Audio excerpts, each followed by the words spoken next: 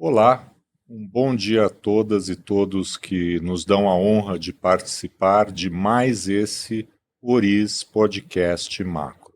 Eu sou Carlos Caval, aqui ao meu lado Marcos Demarque, nosso economista-chefe, inaugurando hoje o podcast com um convidado muito especial aqui conosco, Caio Megali, da XP Investimentos. Caio, muito obrigado pela sua presença. Vai ser um prazer conversar com você sobre o cenário econômico. Legal, Caval. Marcos, é um prazer estar aqui neste podcast de economia da Oriz e vamos debater os temas importantes aqui do Brasil. Vamos lá. E hoje, economista-chefe da XP Investimentos, o Caio, acho que muitos conhecem já, né, pela sua carreira aí de destaque muito brilhante, tanto no setor financeiro como também no governo. Eu queria só passar rapidamente, porque eu acredito que muita gente que conhece você, Caio, não conhece talvez toda o seu percurso, né? Aliás, conheci o Caio quando então era diretor do BNDES e o Caio estava lá para receber o prêmio BNDES pela sua dissertação Verdade. de mestrado na PUC-Rio, em 2005. Né? O Caio também foi professor lá na PUC-Rio, vinha de uma experiência, inclusive na Gávea, né, com Armínio Fraga, né, que naquela época tinha saído do Banco Central e montado a sua gestora. Posteriormente, né, em 2005, ele se juntou à equipe, aos fundadores da Mauá Investimentos, né, já aqui em São Paulo, onde permaneceu até 2010. Na sequência, economista do Itaú Unibanco, até 2016, quando aí fez o seu primeiro movimento para o setor público, não é? Na Secretaria da Fazenda aqui do município de São Paulo, onde nós estamos aqui hoje, né? Na gestão João Dória, né? Durante 2 anos, 2017 e 2018. Até estava falando, né, Caio, se der um tempo, no final a gente até fala um pouquinho aí da sua visão até de São Paulo, né, com a eleição aqui esse ano, como que ele vê essa questão das finanças dos governos subnacionais. Depois, aí a sua experiência foi no governo federal, né, já no ano de 2019, 2020, no Ministério da Fazenda, ministro Paulo Guedes, na Secretaria de Desenvolvimento da Indústria e Comércio, e também como diretor de programas do Ministério da Economia, né? Uma experiência também muito importante aí no governo federal, né? Por fim, né, aí a partir de 2021, como economista-chefe aí da XP Investimentos, que é acionista da Oriz, nossa parceira, portanto, nesse nosso projeto. Então, faz mais sentido ainda tê-lo aqui nessa primeira oportunidade de termos um convidado. Muito obrigado novamente. Bom, vamos lá. Marcos, dá o pontapé inicial aí. Claro. Vamos aproveitar aqui a presença do Caio nessa conversa. Claro, Caio. Prazer tê-lo aqui com a gente nessa primeira oportunidade de entrevistar um convidado. E tem uma coisa que eu gosto muito de conversar com as pessoas, com os economistas com quem eu converso, né, que é uma coisa que eu tento fazer para mim, que é saber como as pessoas do dia a dia estão vendo o Brasil. Né? Normalmente, nós economistas oferecemos a nossa visão, nossas projeções, né? Mas eu queria comentar aqui, te perguntar, na verdade, pelas suas andanças pelo Brasil, né? Você conversa com bastante gente, empresariado, consumidor, gente que investe, gente que está colocando dinheiro lá do real da economia, no agro, gente do grande investimento, do pequeno investimento. Qual é a sua sensação? Qual que é o olho dessa pessoa que você tem tido contato nos últimos meses a respeito da economia, do lado real da economia, né? Tirando um pouco o nosso olho de de fazer a projeção no dia a dia, mas como essa pessoa está percebendo a economia brasileira no final de 23 e agora esse começo de 24? Legal, Marcos. Acho que uma ótima pergunta, uma boa provocação aqui para a gente começar a tentar desenhar o diagnóstico da economia. E assim, de fato, a XP nos proporciona muito isso, né? A gente tem escritórios praticamente no Brasil inteiro, eventos que acontecem em várias partes do país, então a gente sente ali setores diferentes e pulsos diferentes da economia. Acho que tem uma coisa que assim, permeia praticamente o Brasil todo, que é o seguinte: a economia está crescendo. O Brasil, e não é de hoje, né? Desde a saída da pandemia, o PIB vem surpreendendo para cima.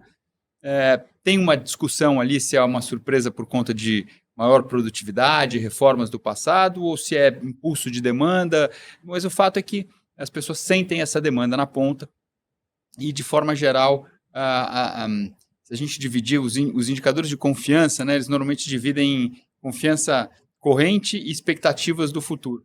O índice corrente parece muito positivo, né? Sentem que tem demanda na ponta, a gente tem espaço para contratar mais gente, né, buscar alternativas ali, produtos diferentes, etc. Então, acho que esse é um ponto importante, principalmente nas áreas ligadas ou próximas aos setores primários, ao agronegócio, à mineração, ao petróleo, porque esse tem sido um setor que tem liderado aí o crescimento econômico, exportações no Brasil, commodities num patamar bem favorável, caiu um pouco agora, mas se a gente comparar com pré-pandemia, é um movimento assim, super, super bom para o país. Sempre que o preço de commodities sobe, o Brasil acaba tendo um influxo de renda, e a gente sente isso, e isso transborda para outros setores da economia, né? Para os setores de serviços que estão ali por perto. Então, acho que esse é um primeiro ponto.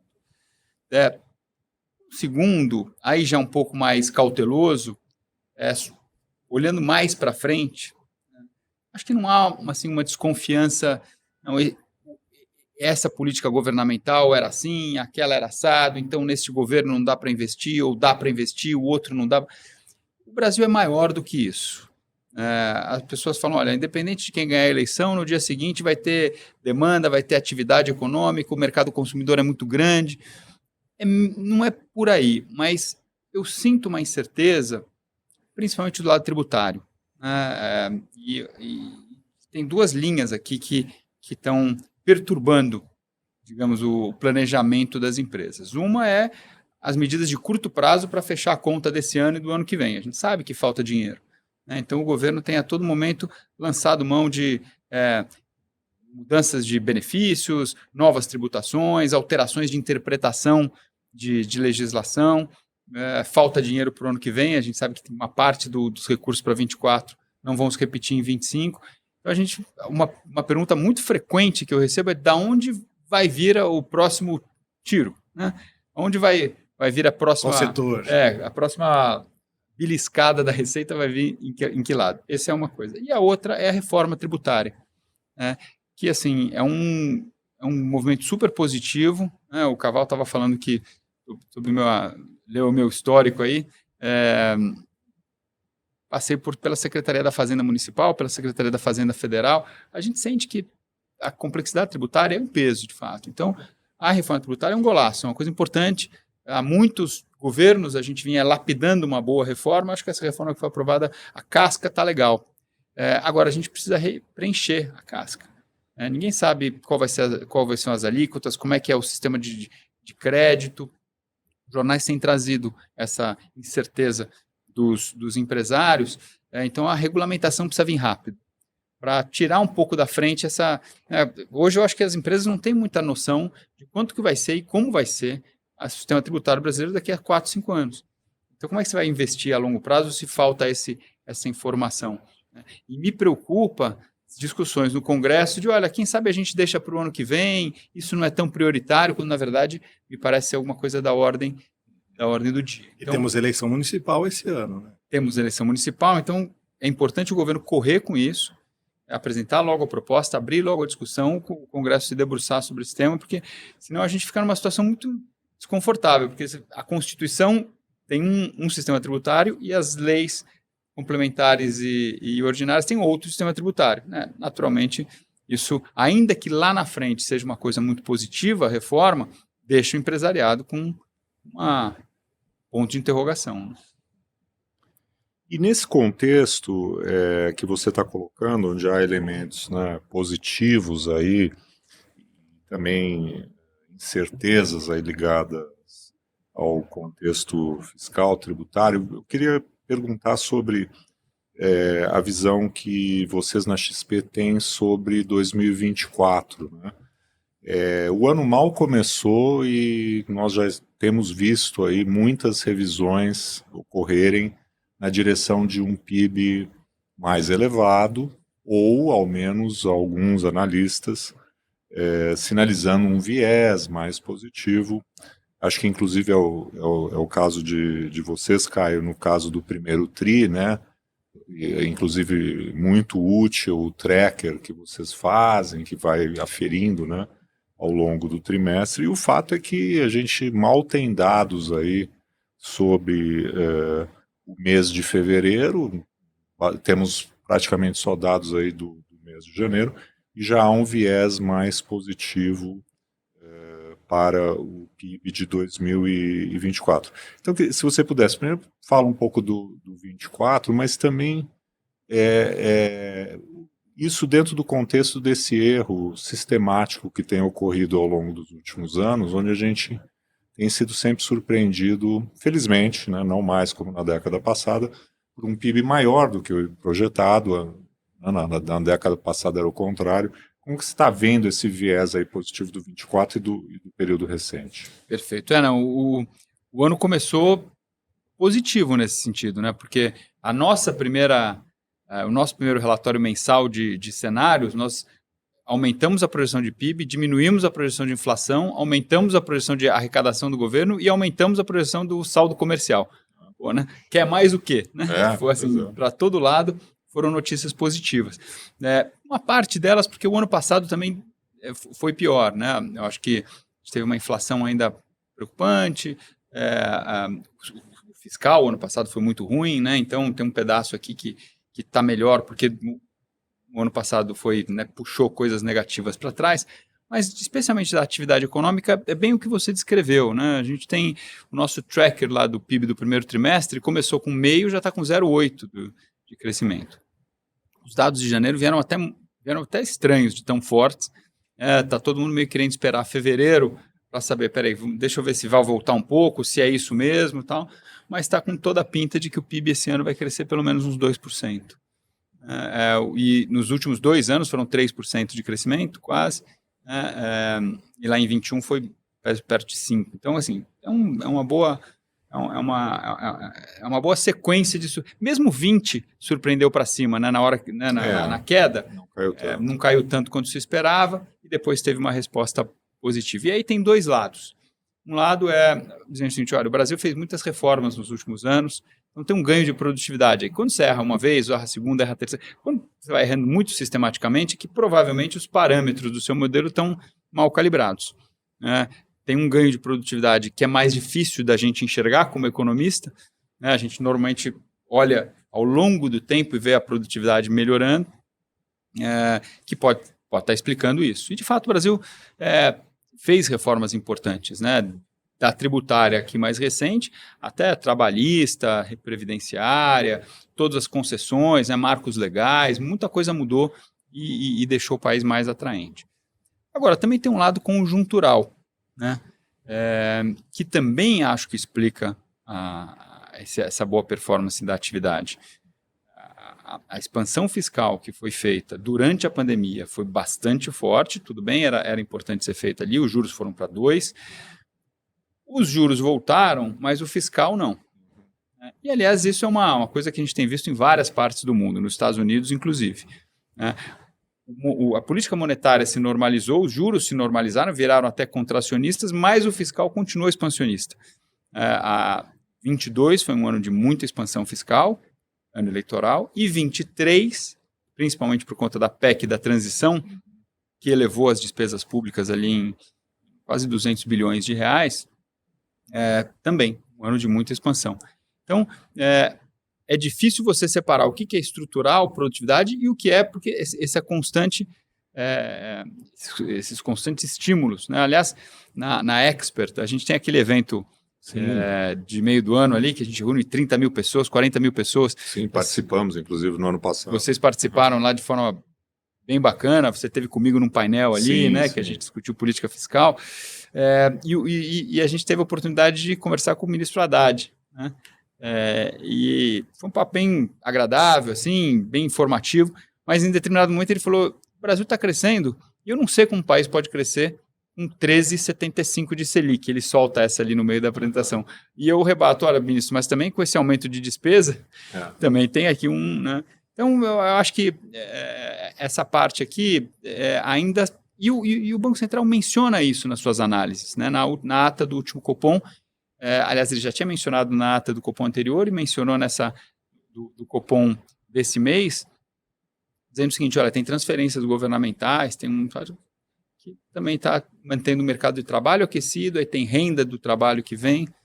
Então, acho que tem um pedaço conjuntural que está ligado à expansão fiscal e não ao ganho de produtividade, e potencial, que também explica esse crescimento grande. Eu acho que ao longo do tempo a gente vai entender qual dos dois vai prevalecer. Nós, lá na XP, estamos mais no campo cíclico. A gente consegue explicar a maior parte desse crescimento por duas variáveis: o fiscal, né, as transferências, e as commodities, que também foram um choque super positivo. A gente estava falando sobre isso aqui na primeira resposta. Então, esses dois fatores acho que são preponderantes para a boa performance do PIB em 21, 22, 23. É muito tempo, mas também foi muito estímulo e muita alta de commodities ali movimentando. No ano passado a gente teve safra recorde. Esse ano a safra não está tão boa, mas o petróleo está subindo bastante, também está gerando ali uma movimentação da economia, a arrecadação fiscal que se transformou em transferência. Tem fatores cíclicos aqui puxando a economia para cima que eu acho que ajudam a explicar esse... Perfeito. Já que você entrou no lado cíclico, citando a última ata do Copom, né? A surpresa na mudança da comunicação do Banco Central. Vamos agora entrar, então, no tema aí da política monetária. Naturalmente, a gente está entrando num momento em que a extensão do ciclo, o ritmo de cortes, ele em algum momento ia se colocar, né, com mais intensidade essa discussão, né? E, particularmente na divulgação da ata, acabou havendo ali um peso muito grande, né, para o mercado de salário, o mercado de trabalho, a dinâmica salarial, né, e os famosos serviços subjacentes, aqueles que têm também maior ligação com o mercado de trabalho, né, os serviços ligados às famílias e tal. Bom, qual o balanço que vocês estão fazendo aí do movimento do Copom, exatamente nesse contexto aí, né, que a atividade está mais resiliente e torna, vamos dizer, esse processo de queda de juros um pouco mais complexo, né? E levando em conta até um ponto que ele também chamou a atenção, que é a incerteza com relação à política monetária global, nos Estados Unidos, enfim. O que vocês estão pensando sobre isso? O Brasil saiu na frente, tanto no aperto monetário, na alta de juros, quanto no corte de juros, né? A gente subiu os juros mais antes que todo mundo, chegou bem alto no 3,75 e então teve espaço para cortar quando a inflação global virou, e a inflação nossa virou junto, teve espaço para começar um ciclo que o Fed, por exemplo, né, você fez a comparação com o internacional, o Banco Central dos Estados Unidos não conseguiu começar ainda, né? Ele está ali tentando começar a cortar os juros, parou já de subir, mas não consegue cortar, porque a inflação segue acima da meta, né, do que os bancos centrais gostariam de ter.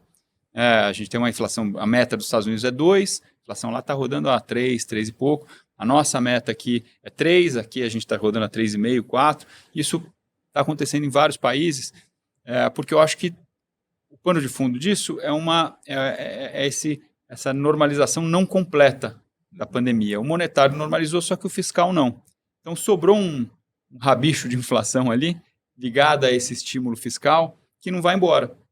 Mercado de trabalho aquecido, em vários lugares, mantendo pressão, principalmente no setor de serviços, a inflação de serviços fica mais alta, a desinflação de bens está passando, né? Bens estão começando a se estabilizar, talvez até voltando um pouquinho, petróleo voltou a subir, você tem aquele problema todo lá da geopolítico que elevou de novo custos de fretes. Então, eu acho que os preços de industrializados estão se estabilizando, voltando a subir, e os serviços não caem.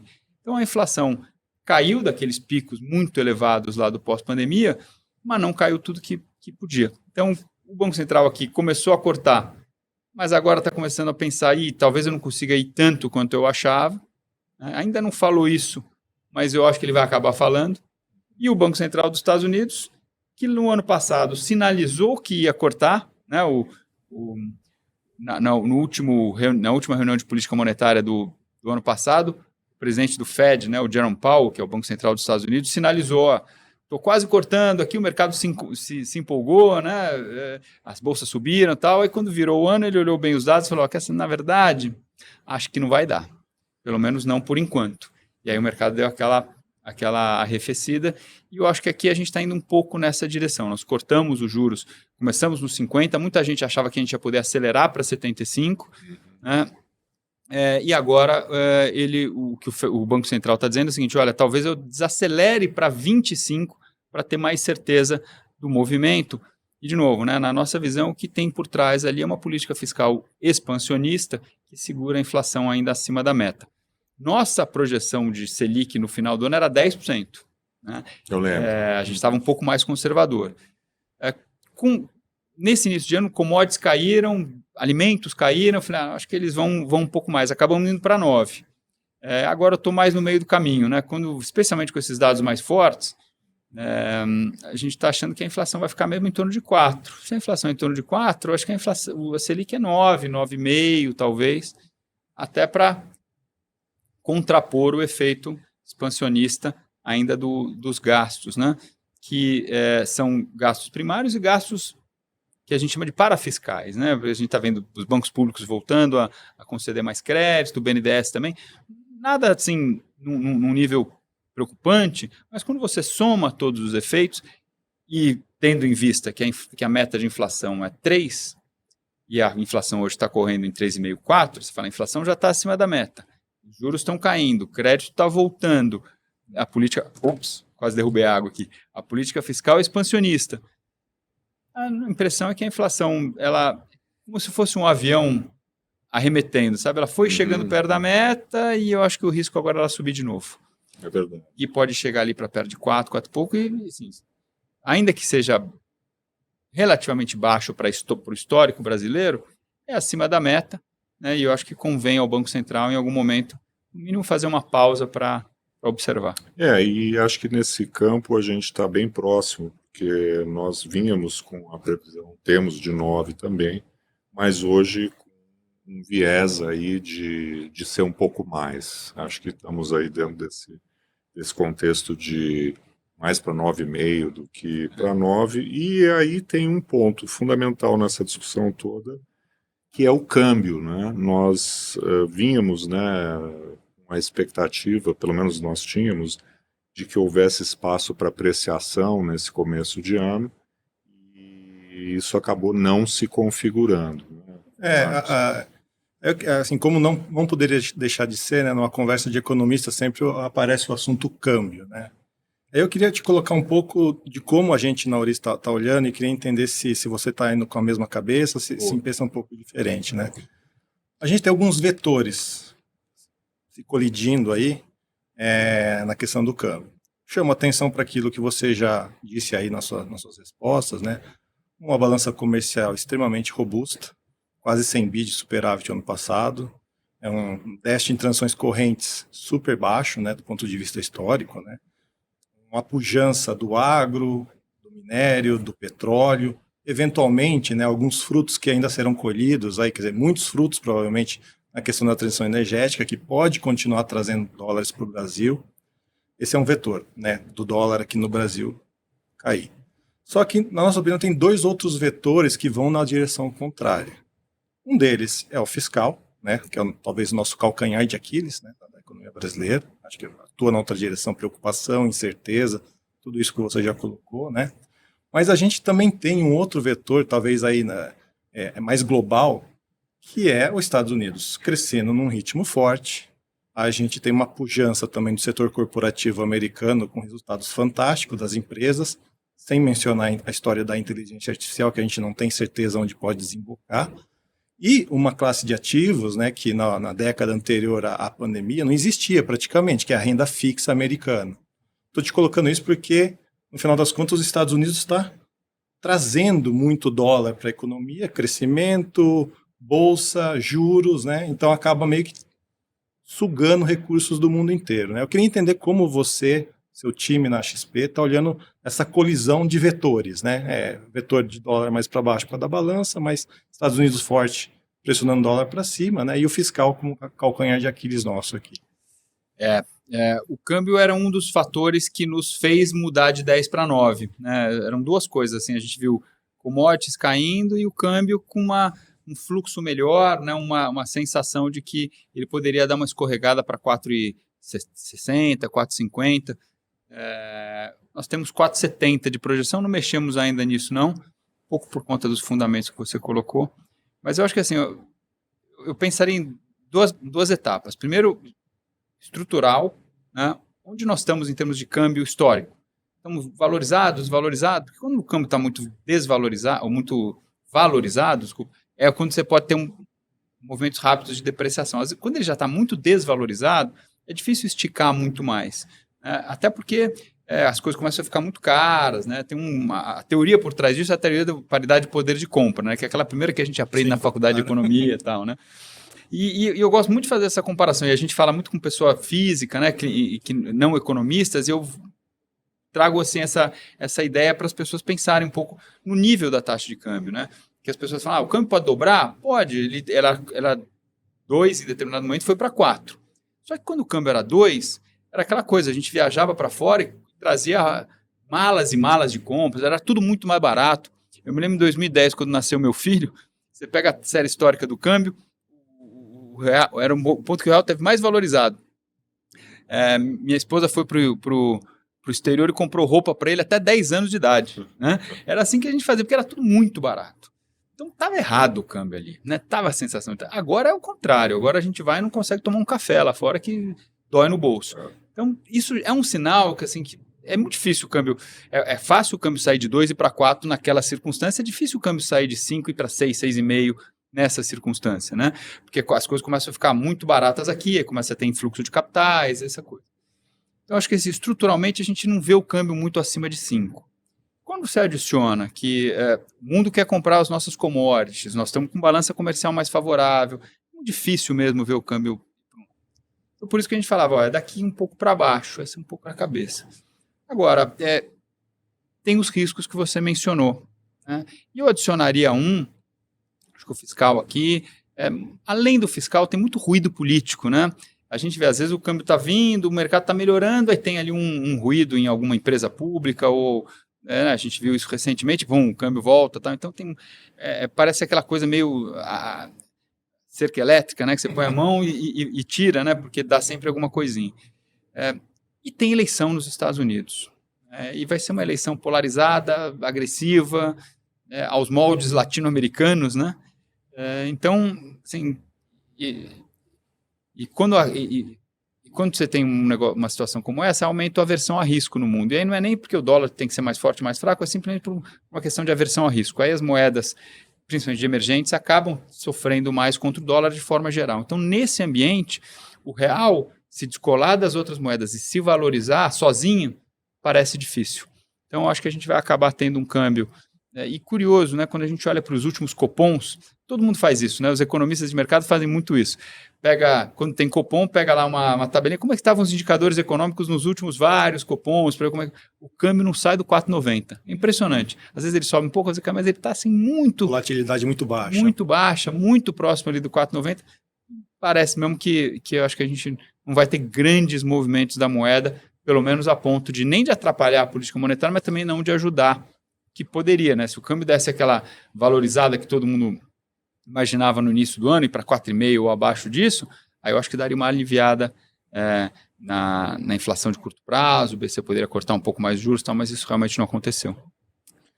Bom, então a gente entra no nosso último tema aqui, né, que não poderia deixar de ser, que é exatamente a situação fiscal, né? A gente vem aí de ano, veio, né, inclusive no período que você teve no governo, claro, o desafio da pandemia, mas depois uma recuperação, né, da arrecadação muito forte, revisões também do PIB que ajudaram do ponto de vista de conter a dinâmica da dívida PIB. E, infelizmente, né, em 2023, a gente voltou a ter a trajetória crescente da dívida PIB. Você citou, né, a PEC de transição. Houve até, inclusive, ao final do ano, um ponto aí, talvez até que explique um pouco aí essa atividade mais forte agora, pagamento dos precatórios, que eu até julguei nesse contexto correto. Mas o fato é que a gente está agora no primeiro ano, né, da nova regra fiscal. Existe toda essa dúvida com relação ao superávit zero, o que o governo vai fazer, a arrecadação, como você mesmo citou, vocês reviram para cima, está melhor. Então, como é que vocês estão vendo essa dinâmica aí do fiscal depois da divulgação, inclusive, que ocorreu do primeiro relatório bimestral, né, em março, de receitas e despesas e tal? Não mudou muita coisa em termos da projeção do governo, mas a XP tem, aliás, feito um belo trabalho aí na cobertura do fiscal, mantido um ceticismo, né, com as receitas, enfim, toda aquela questão do CARF, a subvenção de ICMS. Como é que vocês estão vendo esse jogo fiscal aí em 2024? Boa. Acho que assim, a gente tem uma meta de fiscal zero, né? E ficou uma sensação de que deu certo, né? Tá dando certo. Saiu o relatório trimestral, o relatório bimestral, e o governo não fez contingenciamento de despesas, falou, tá tudo aqui. Então, cheguei a ler nos jornais assim, o governo celebra, ou o mercado celebra o primeiro bimestral. Agora, a meta é zero, né? E lá o bimestral diz que tem um déficit de 9 bi. Então, assim, se a meta é zero, eu celebraria se a gente tivesse na meta ou melhor que ela. A gente está pior do que a meta. Tudo bem que está dentro do intervalo, mas já partimos de um déficit, né? O ano passado, pela metade do ano, se previa um déficit de 100 bi. O déficit acabou fechando, antes do pagamento de precatório, 170.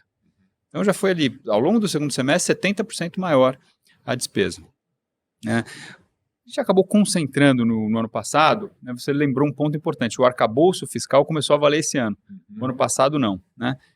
E aí eu não resisto, a gente fica fazendo essas metáforas assim, mas é mais ou menos aquele cara assim, não, preciso fazer um regime, mas vou começar amanhã. Então hoje eu como pizza, chocolate, né, sorvete, então concentrou todas as despesas maiores em 23, e não, a partir de 24, segunda-feira de manhã já não como mais nada. Vai ficar mais fácil de emagrecer, né? Não é? Vai emagrecer mais, né? Segunda-feira de manhã não como mais nada. Mas aí as pressões, as tentações vão chegando. A gente já partiu de um déficit de 9 bi. Em cima disso, tem uma pressão adicional de despesas. No orçamento está um crescimento de 1,7 das despesas em termos reais. Só que tem lá um espaçozinho que você pode chegar até 2,5, que são 15 bi a mais de despesas, e está todo mundo já de olho nesses 15 bi. A tentação de voltar a comer um docinho aqui mesmo, já sendo na segunda-feira de manhã. E para chegar nesses 9 bi, tem uma série de medidas de arrecadação que tem hipóteses heróicas ali, né? Podem acontecer, mas assim, de forma preventiva, você olha, já estou com déficit, ainda tem hipóteses aqui muito otimistas, né? O CARF, por exemplo, que é o que você mencionou, é aquela mudança ali, o CARF é aquele tribunal dentro da Receita, ainda na instância administrativa, para decidir disputas, né, tributárias entre empresas, né, entre particulares e o governo. O governo mudou ali o voto de qualidade para que tenha, né, a decisão final da Receita, e vem junto com um benefício para pagar. Então o governo tem lá um número. De fato, assim, a gente não sabe quanto que vai vir, é difícil projetar ali, né? Mas tem bastante ali, tem concessões que também tem projeções ali de arrecadação, de renovação, renegociação de concessões. Então, tem assim, uma série de fatores ali que, no mínimo, parecem ser otimistas, né, do lado da Receita. Tem o PERSE, que é o programa da Receita, aquele programa de incentivo ao setor de eventos, que foi feito para ser feito só durante a pandemia, mas se estendeu. Um pouco daquela coisa de que a gente não consegue, digo, sociedade global até, né? Reverter expansões fiscais que foram feitas, né? Então você ainda está em vigor, eu acho que isso é uma coisa, é uma luta muito meritória do governo, ainda está em vigor um programa emergencial da pandemia, que é uma coisa que já aparentemente acabou já há algum tempo. Então, só que o programa continua lá. Não foi revertido, só que o governo já conta ali com uma certa economia. Então a gente está assim, cauteloso. Acho que o déficit esse ano vai ser menor que o do ano passado, mas tem essa série de medidas. Primeiro, a antecipação de fatores para o ano passado, essas medidas que talvez sejam só para esse ano ou não, tem uma certa dúvida. E tem as medidas que são só para esse ano, com certeza. Por exemplo, tributação do estoque de fundos exclusivos e de offshores. É só para esse ano, ano que vem não tem. O que vai substituir? Né? É um pouco o que a gente estava falando lá no início, né? Aquelas incertezas tributárias em cima das... O que vai substituir? A gente não sabe, então não colocamos nada ali na conta. Então o déficit diminui um pouco esse ano, continua em déficit, depois ele vai para 1% do PIB de novo. Então, em algum momento, acho que o governo ou vai mudar a meta, ou vai anunciar mais uma série de medidas do lado da Receita. A gente tem que entender um pouco, e esse jogo eu acho que ainda vai ser jogado, por isso que acho um pouco cedo para olhar o primeiro bimestral e falar, não, tá vendo, a coisa está indo bem. E vocês estão estimando qual resultado primário desse ano? Nós estamos com 0,6% do PIB de déficit para esse ano e 1,1% do PIB para o ano que vem, porque nós não sabemos como substituir as receitas pontuais de 24 que não se repetem em 25. Né? Eu acho que quando começa a discussão da lei de diretrizes orçamentárias, agora em abril, talvez apareça uma dica ali para a gente ajustar, mas por enquanto a gente não está vendo receita suficiente, a despesa está lá. Né? Esse é um problema dessas regras. Regras de despesa são boas, porque limita o tamanho da despesa. Né? Podia ser o teto de gastos anterior ou esse limite novo que cresce a inflação mais alguma coisa. Mas, ao mesmo tempo que é um limite, também é um piso, porque você tem aquele valor lá, normalmente ele é utilizado... Agora, o curioso é que, com uma previsão de 0,6, se o governo fosse no limite do contingenciamento do novo arcabouço, fizesse os 50 bi, que já é o máximo permitido, você teria condição de ficar muito próximo do zero, ou pelo menos dentro do intervalo, né, de déficit de até 0,25. Quer dizer, no fundo, isso, de certa forma, revela, né, a preferência pela alteração pura e simples da meta. Né? Pelo que eu entendo, vocês veem que isso vai ocorrer um pouco mais à frente, né? Adiou-se um pouco, ganhou-se um pouco de tempo nessa discussão, é isso? Porque, voltando àquilo que eu falei no início aqui da parte fiscal, você tem uma meta de 0, né? Fez o balanço dos primeiros 2 meses, são 12, deu menos 9. Bom, se a minha meta é 0 e o meu balanço deu menos 9, eu vou contingenciar 9. Eu já corto 9 aqui, porque eu preciso ficar mirando o meio. Você fala assim, mas tem uma banda de tolerância. Mas eu não posso logo de cara mirar a banda de tolerância, né? Porque vai que dá algum problema nas receitas, aí eu caio fora da banda de tolerância. Eu tenho que sempre mirar o meio, e a banda de tolerância é para essas coisas que a gente não sabe se o CARF vai dar 100, ou vai dar 50, ou vai dar 0. Então, dependendo de quanto dá, você vai para um lado ou para o outro. Então, acho que o certo seria sempre tentar 0. Deu 9, contingencia 9. Não foi essa a decisão. Então, acho que tem ali uma preferência revelada por manter a trajetória de despesas, o que também não é um segredo para ninguém, porque isso é falado, né, desde o início, né, a importância de voltar a fazer os investimentos públicos, os gastos públicos, tal. Isso é uma bandeira até de governo. Né? Então, acho que isso está lá. Então, acho que esse é o ponto principal. Como ainda está dentro da banda, não precisa mudar a meta. E vamos ver, ali, a gente está mirando ali a borda do alvo, não o meio. Se chegar na metade do ano e a borda do alvo parecer ainda realista, aí eu acho que vai embora, mantém a meta e tudo bem.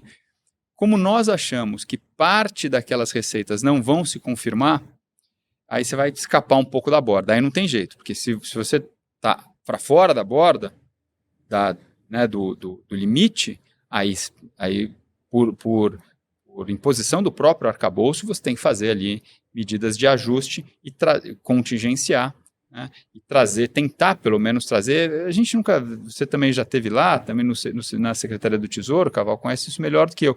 Nem sempre a gente consegue, mas é preciso usar, e é isso que eu acho que os órgãos de controle vão averiguar depois para ver se a gestão foi boa. Você precisa usar os instrumentos que estão à sua disposição, né? Usa os instrumentos, às vezes não dá, tudo bem, mas os instrumentos foram usados. E eu acho que essa hora da verdade vai ser mais ali na metade do ano. A gente vai olhar para as receitas. Olha, Caio, você estava errado, as receitas estão entrando. Ah, legal, ótimo, maravilha, vamos embora, toca o barco. Né? Vamos fazer as despesas porque as receitas estão aí, legal. As despesas não estão, então vamos fazer a revisão. E aí vai vir uma outra discussão, que é o seguinte, bom, fazemos as medidas para tentar contingenciar ou não, e se não deu, incorremos nos limitadores que o arcabouço traz, porque o arcabouço ele é bem desenhado. Ele fala o seguinte, se você não atingir uma meta no ano, eu vou te ajudar a atingir a meta no outro ano. Eu imponho limites adicionais, né? E também, quem já esteve lá na fazenda, e aí vale para qualquer fazenda em qualquer lugar do mundo. É sempre a fazenda contra todo o resto, né? Todo mundo quer gastar. Então, se o arcabouço, se a lei te ajuda, você tem uma lei, né, para te, né, dizer, olha, não posso gastar. Tá. Eu acho que essa é a melhor alternativa.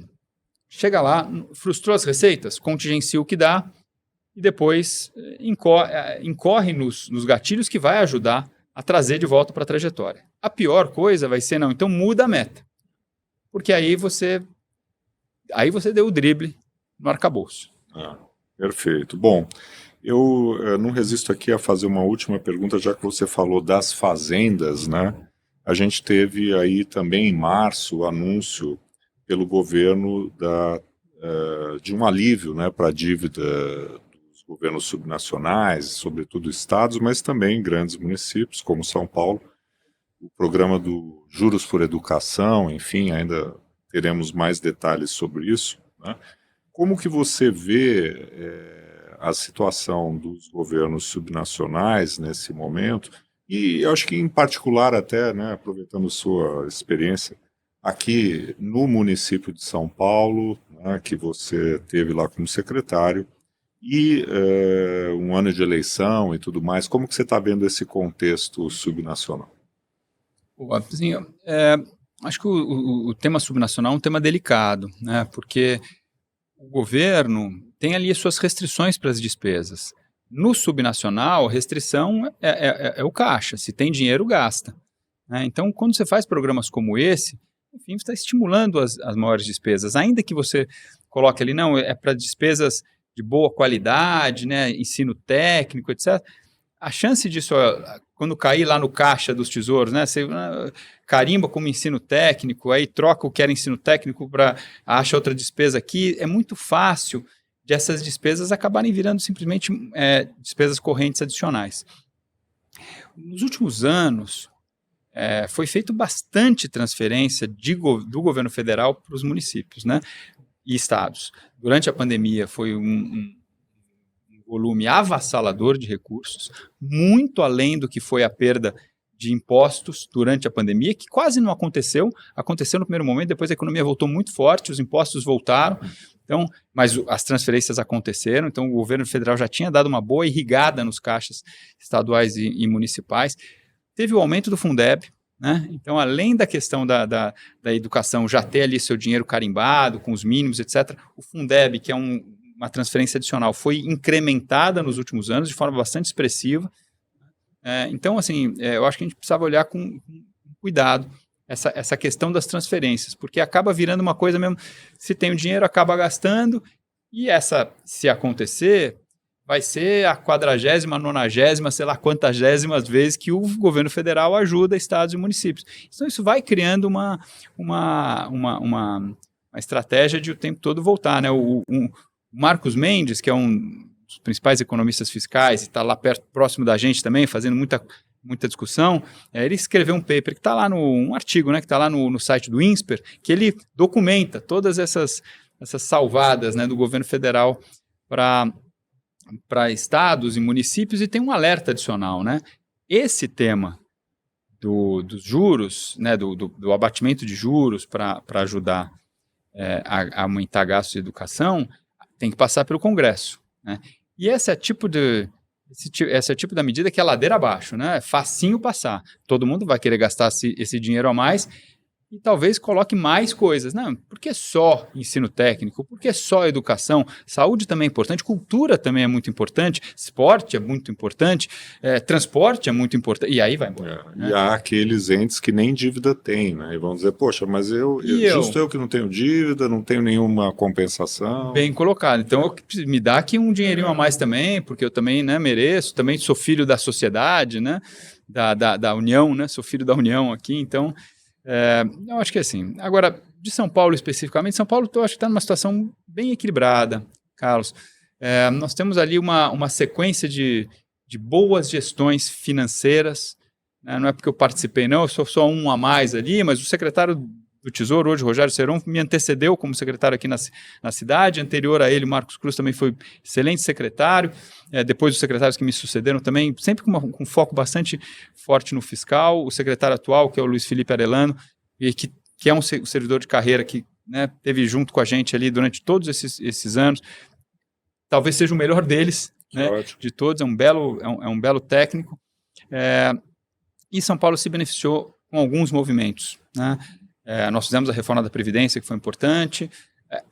As cidades, em geral, se beneficiaram pelo crescimento dos serviços, então o ISS explodiu, a arrecadação do ISS, porque a participação do ISS ganhou muito, né, que é o imposto de serviço, e São Paulo tem 30% a 40% do ISS nacional. Então, se beneficiou muito desse movimento. Teve agora essa movimentação do Campo de Marte, né, que gerou um fluxo de caixa importante aqui para a cidade, o abatimento da dívida. E a gente estava falando de renegociação de juros da dívida. Quando o Haddad era prefeito, ele fez uma renegociação da dívida federal, né, e ganhou esse...